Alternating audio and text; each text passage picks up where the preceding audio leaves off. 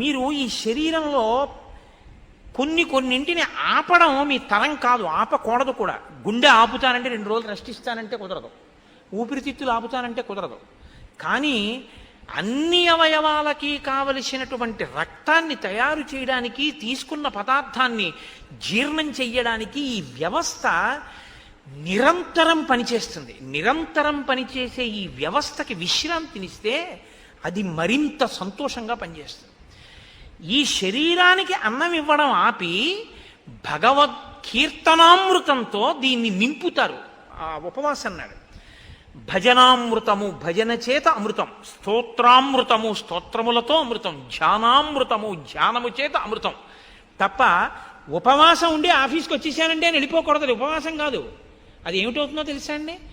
తినగలిగి తినకుండా ఉండి ఒకనాడు కిందటి జన్మలో ఎవరో నువ్వు అన్నం తింటున్న